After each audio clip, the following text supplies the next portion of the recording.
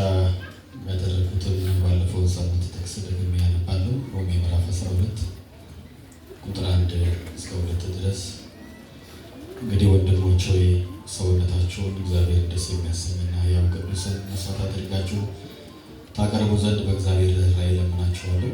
እሱም ለአእምሮ የሚመች አገልግሎታችሁ ነው። የእግዚአብሔር ፈቃድ እርሱም በጎና ደስ የሚያሰኝ ፍጹም የሚሆነው ነገር ምን እንደሆነ ፈትናችሁ ታውቁ ዘንድ በልባችሁ መታደስ ተለወጡ እንጂ ይህን ዓለም አትምሰሉ። እግዚአብሔር የተባረከ ይሁን። ባለፈው ስለ አእምሮ መታደስ ነው ስንነጋገር የነበረው። የዚህ ቁጥር መሰረታዊ ዓላማ ሁለት ነገሮች ነው። ባለፈው እንዳልነው አንዱ ስጋችንን ለእግዚአብሔር መስዋዕት አድርገን ማቅረብ ነው። አቅርቡ ነው የሚለው። ሰውነታችሁ ለእግዚአብሔር አቅርቡ። ምን? ሕያው መስዋዕት። የብሉይ ኪዳን ካህናት የሞተ መስዋዕት ያቀርባሉ። በግ አርደው እንስሳ አርደው የሞተውን ነው ይዘው የሚያቀርቡት። አዲስ ኪዳን አማኞች ስጋችሁን ሕያው መስዋዕት አድርጋችሁ አቅርቡ። ክብር ለጌታ ይሁን። ሁለተኛው ደግሞ በአእምሯችሁ መታደስ ተለወጡ ነው። በሌላ አነጋገር ይሄ በልባችሁ መታደስ ተለወጡ ነው። ስለዚህ የቃሉ ሀሳብ በአእምሯችሁ መታደስ ተለወጡ ነው። ያው ልብ አይታደስም፣ የሚታደሰው አእምሮ ነው። ክብር ለኢየሱስ ይሁን። አእምሮ ማለት ምን ማለት ነው የሚለውን ሀሳብ ባለፈው ተርጉመናል። አእምሮ ምንድን ነው? አእምሮ ማደስ ማለት ምን ማለት ነው? አእምሮ ለምን ይታደሳል ቢሉት ላይ ተነጋግረናል። ሰዓት ስለሌለኝ እነዚህን በመድገም ጊዜ አልወስድም። የመጨረሻ አይተን የነበረው አእምሮ እንዴት ይታደሳል የሚለውን ነው። አእምሮ እንዴት ይታደሳል የሚለውን አንደኛውን ሀሳብ የእግዚአብሔርን ቃል በማጥናት ነው ብለናል ባለፈው። እዚህ አእምሮ የሚታደሰው በምንድን ነው? የእግዚአብሔርን ቃል በማጥናት ነው። መጽሐፍ ቅዱስ ምሳሌ 19:2 ላይ ነፍስ ያለ እውቀት ትሆን ዘንድ መልካም አይደለም ይላል። ስለዚህ የሰው ነፍስ ከእውቀት ውጪ ከሆነች የሰው አእምሮ ይደነዝዛል ወይ ደግሞ ይሞታል። አእምሮ ይሞታል። የተበላሸ ሀሳብ ካለው ሰው አእምሮ እየሞተ ነው የሚሄደው። ስለዚህ ነፍስ ያለ እውቀት ትሆን ዘንድ መልካም አይደለም። ነፍስ መሆን ያለባት በምንድን ነው? በእውቀት ነው። የነፍስ ምግቧ የእግዚአብሔር ቃል ነው። ክብር ለኢየሱስ ይሁን። የነፍስ ምግብ የእግዚአብሔር ቃል ነው። ስለዚህ ነፍስ ዕለት ዕለት የእግዚአብሔርን ቃል እየተመገበን በሄድን ቁጥር የተመገብነው የእግዚአብሔር ቃል በስጋችን ላይ ይገለጣል። ስጋ እንደ ፍለሽ ውሰዱት። አንድ ነገር ለምሳሌ ሜሞሪ እንጭናለን፣ ላው ላይ መዝሙር እንጭናለን፣ አይታይም ግን መዝሙር ተጭኖበታል። እሱን ወስደን ጂፓስ ላይ ስንተክለው ምን ይላል? ያጫውታል። ስለዚህ ሜሞሪው ወይም ፍለሹ ምን ይዟል ማለት ነው? ውስጡ የሚጫወት ነገር የሆነ ድምፅ ያለው ነገር ይዟል ማለት ነው። ስለዚህ ሰዎች ስጋችንን ለመቀደስ ስናስብ አእምሯችንን ነው መቀደስ ያለው። ባልተቀደሰ አእምሮ ስጋ ሊቀደስ አይችልም። ለምን? ሰው በልቡ እንደሚያስብ እንደዛ ነው ብለናል። ሰው የሚኖረው ምኑን ነው? ሀሳቡን ነው። አታስብም ማለት ድርጊት የለህም ማለት ነው። ድርጊት የለህም ማለት ውጤት የለህም ማለት ነው። ስለዚህ ማሰብ አለብህ። ከማሰብ በፊት ደግሞ የሚታሰብበት አእምሮ መታደስ አለበት። ስለዚህ የምድራችን ችግር ሀሳብ አለማሰብ ሳይሆን ባልታደሰ አእምሮ ማሰብ ነው። አእምሮ ያልታደሰ ሰው ለአገልግሎት አይመች። አገልጋይ ቢሆን ጥቅም የለውም፣ ዘማሪ ቢሆን ጥቅም የለውም። ምን በቃ ውጤታማ አይሆንም። ስለዚህ በታደሰ አእምሮ እንድንመላለስ ነው። ስለዚህ ምን ያስፈልጋል? የእግዚአብሔር ቃል።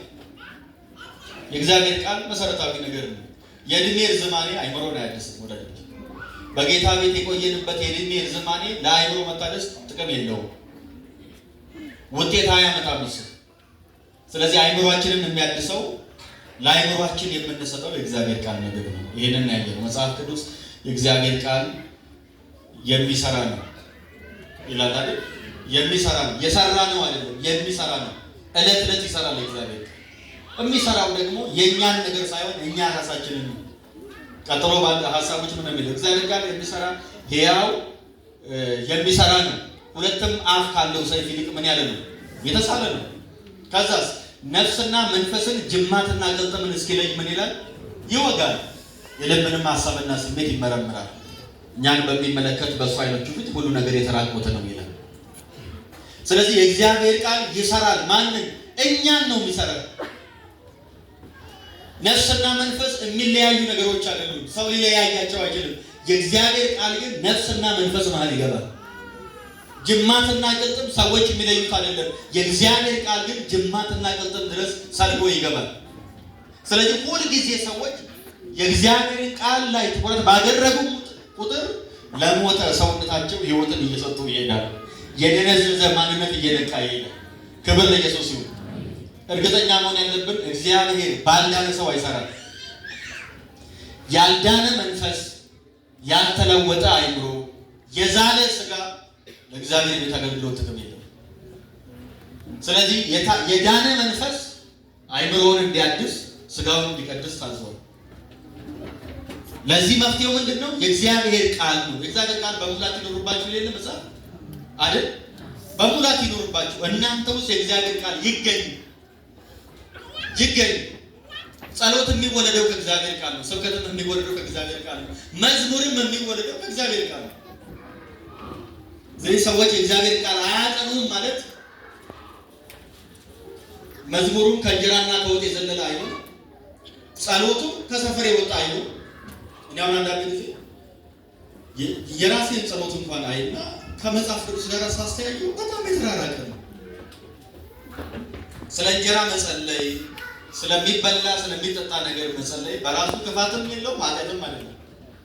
ግን መጽሐፍ ቅዱስ ላይ ሐዋርያው የሚጸልየውን ጸሎት ስታዩ በጣም የተራራቀ። እግዚአብሔር ይርዳን። በእውነት እግዚአብሔር ይርዳን። በመረዳት ባለጠግነት ይባርከን።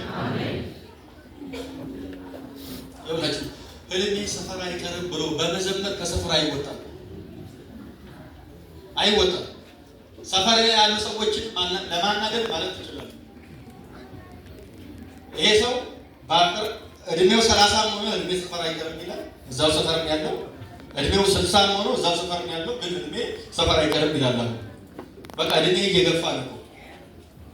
ስለዚህ ህልም ከሰፈር የሚወጣበትን ስራ ምን እየሰራ ነው? ምን እየሰራ ነው? ለዚህ የታደሰ አይምሮ ያስፈልጋል። ክብር ለኢየሱስ ይሁን። አይምሮአችንን ማደስ መሰረታዊ ነገር ነው። አይምሮ የሚታደሰው በእግዚአብሔር ቃል እውቀት ብቻ ነው። መጽሐፍ ቅዱስ እውነትን ታውቃላችሁ፣ እውነትን ምን ይላችኋል ይላል። አርነት ያወጣችኋል። ሰው ነፃ የሚወጣው በምንድን ነው? በእውነት። ይኸውላችሁ ከአጋንንት ነፃ መውጣት የአንድ ቀን ነው፣ የደቂቃም የሆነ ጊዜም ጸሎት ነው።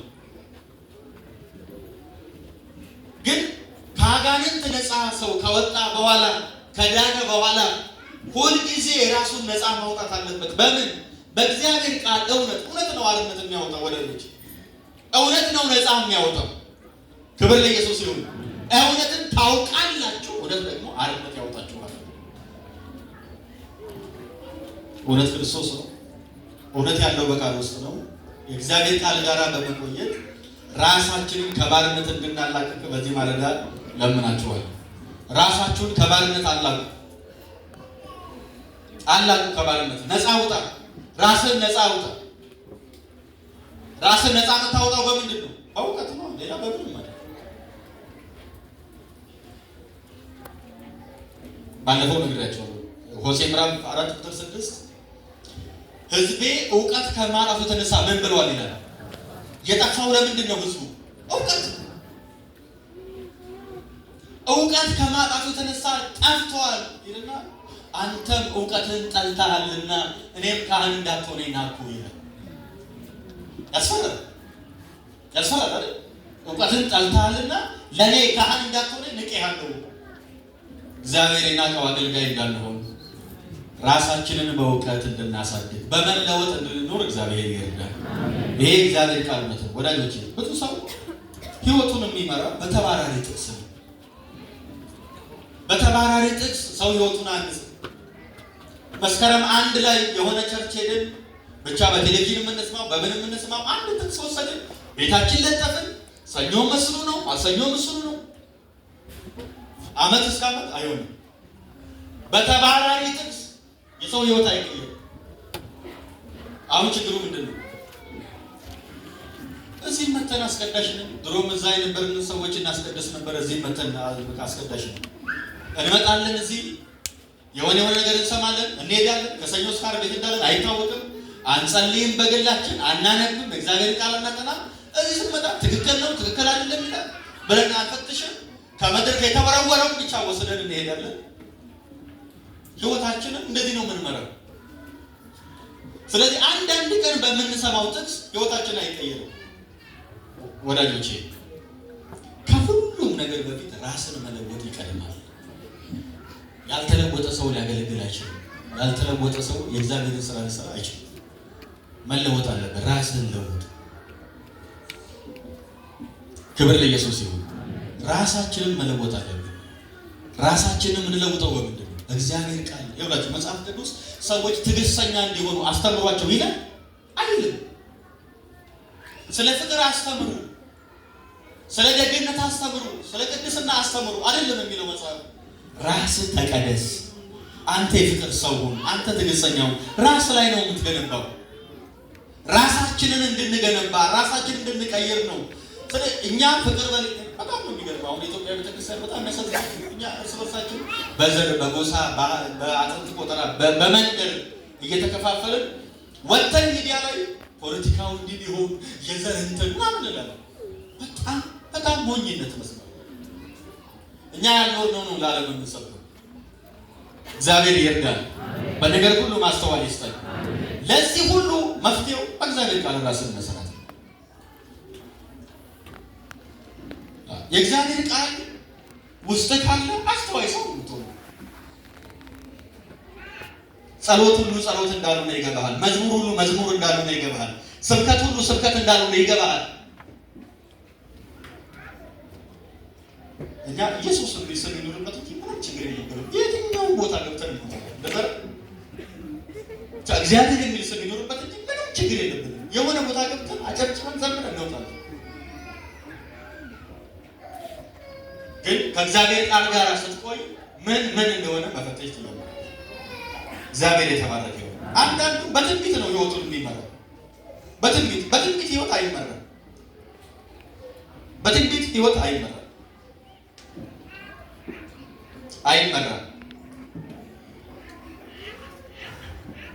ልክ ነው። እኛ የትንቢት ጸጋ እንደሚሰራ እናምናለን። ልክ ነው። ይህንን ወደፊት በሰፊው እንማማራለን። ጴንጤቆስጣልን። ስለዚህ ጴንጤቆስጣልን እንደመሆናችን መጠን የጴንጤቆስጣል ዶክትሪኖችን የማስጠበቅ ግዴታ ይኖርብናል አይደል? ሰው ወደፊት እንማማራለን። ሐዋርያት ነቢያት አሉ ወይ በዚህ ዘመን የሉም የሚሉት በአየር ላይ የዚህ ጊዜ አጀንዳ ናቸው። ግን ይሄ ቀድሞ እንትን ያለ ስለሆነ ወደዚህ እንትን ስላልኩ ነው። ቀጣይ በምንገናኝበት ጊዜ በዚህ ጉዳይ ላይ አብረን እንቆያለን። እግዚአብሔር የተባረከ ይሁን። ለማንኛውም ትንቢት ሰው ህይወቱን የሚመራበት አይደለም። ባለፈው ሳምንት እንደነገርኳችሁ ምሳሌ ሰው ህይወቱን የሚመራው በእግዚአብሔር ቃል ነው።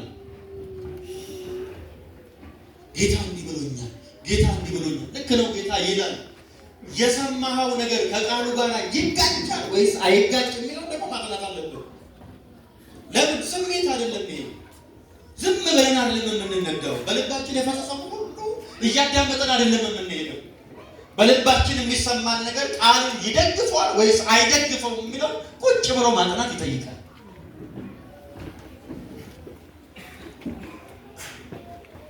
ምክንያቱም በዚህ ጊዜ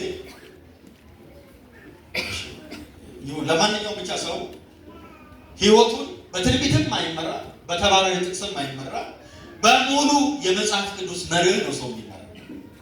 ከዘፍጥረት እስከ ዮሐንስ ራእይ የእግዚአብሔር ቃል ነው። እዚህ ውስጥ ባለ መርህና ህግ ነው የምትኖረው።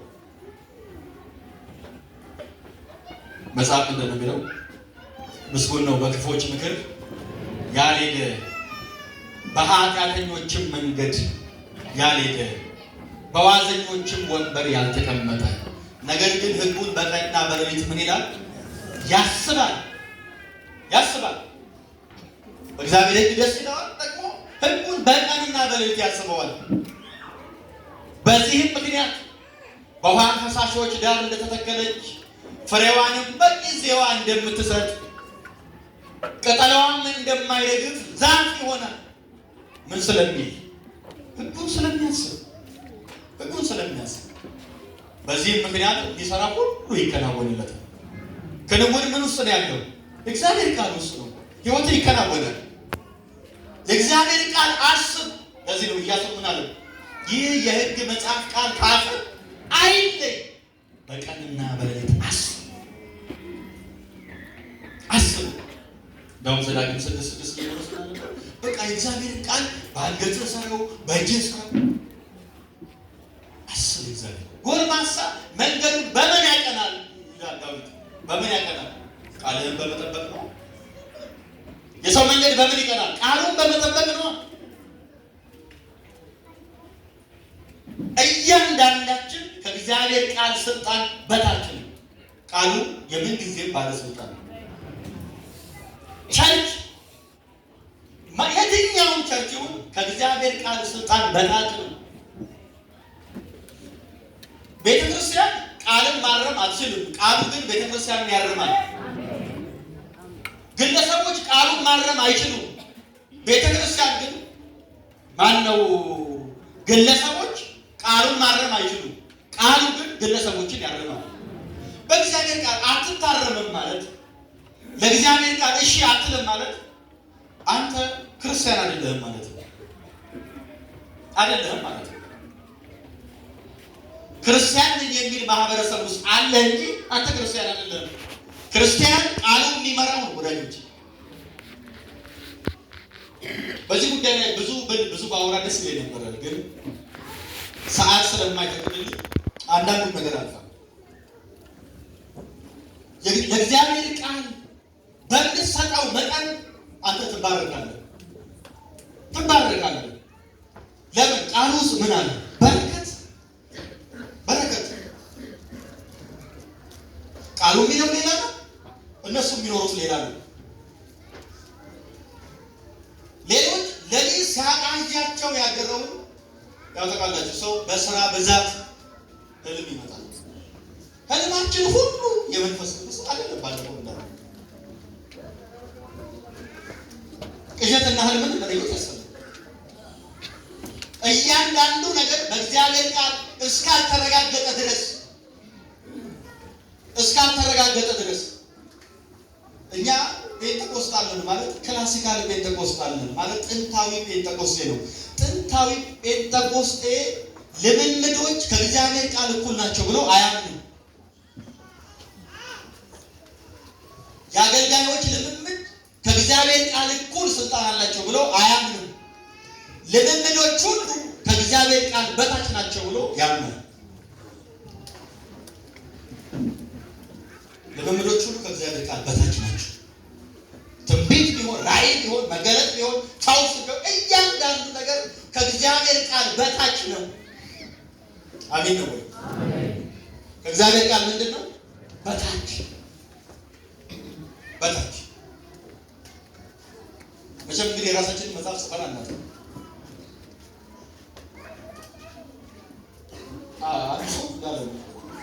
ከሆነ ዘመን በዚህ ሳናውቀው በእኛ መካከል ሌላ እምነት ተፈጥሯል። አያስፈልግም። ሌላ እምነት የተፈጠረ ነው የሚመስለው። እግዚአብሔር በነገር ሁሉ ማስተዋል ይስጠን። ለእግዚአብሔር ቃል በምንሰጠው ትኩረት መጠን ወዳጆች የእኛ ህይወት ወደ ክርስቶስ ይውላችሁ። በጌታ መሆን የመጀመሪያ ውሳኔ እንጂ የመጨረሻ ግብ አይደለም። መንፈሳዊ ዓለም ላይ ማለት ነው። መንፈሳዊ ዓለም ላይ በጌታ መሆን የመጀመሪያ ውሳኔ ነው። ወደ ክርስቶስ ማደግ ደግሞ የመጨረሻ ግብ ነው። ስለዚህ ወደ ክርስቶስ የምናድገው በምንድን ነው? በእግዚአብሔር ቃል። አሜን ናቸው ወይ? እግዚአብሔር ቃል ያስፈልገናል።